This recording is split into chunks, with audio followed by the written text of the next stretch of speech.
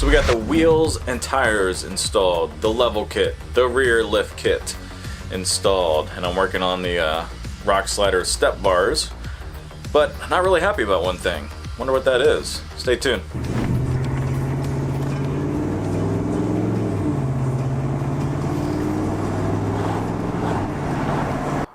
So let's talk about the Zone Off-Road, the initial impressions of the Zone Off-Road 2-inch Adventure Series kit. Upper control arms, preload spacer, and the strut spacer at the top. The handling is relatively good. I'm having a hard time understanding the handling somewhat because I put a MotoFab 1-inch spacer in the back that goes right underneath the coil.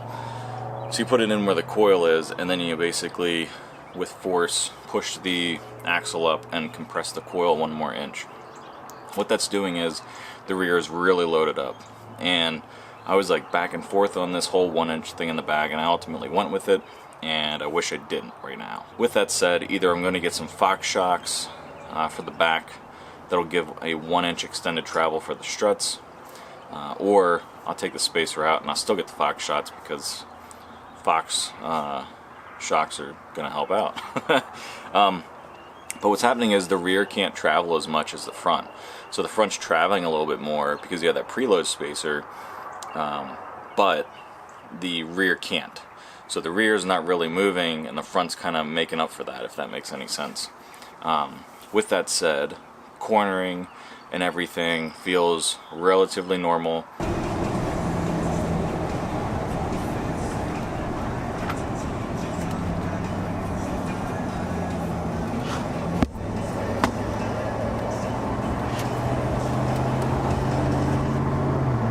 You do understand that you are a little bit higher off the ground, and you have a little bit bigger tire, but this tire and the wheel combination is great. I don't have any clearance issues as far as the calipers or the new control arms. What I will say is, with the Zone kit, and if you put on bigger wheels, you're absolutely going to have rubbing. If you put on what I put on, which is a 285, 65, 20, you will have rubbing. 100%. A lot of people are like, oh, you don't have rubbing or whatever. This thing rubbed like crazy. I had to take the little spacers off the front. I had to take the little protectors off the front where the mud flap is, like a little mud flap protector. And then I had to pull the inside plastic back a little bit. I haven't completed that yet, but I do have to do that. But as far as the kit so far, I'm really happy with it. Handles well. It's going to handle much better once I figure out the rear, but the kit itself, it went on relatively straightforward. Didn't take any longer than what it said. It had awesome instructions that were super detailed.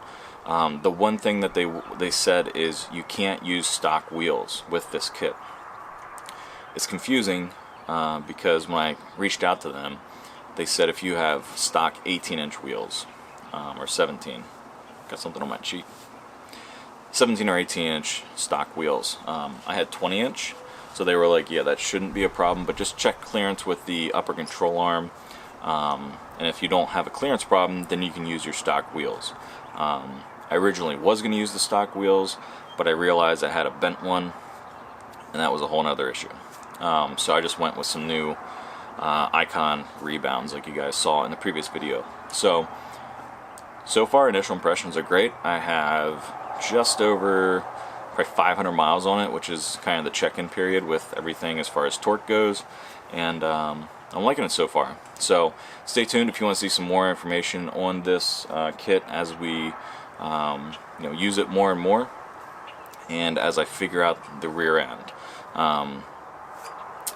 Shouldn't have probably did the MotoFab rear end 1-inch lift, but anyway, stay tuned. If you guys have any of these parts and you have them on your ramp, go ahead and put a comment down below what you think of them. And until next time, later.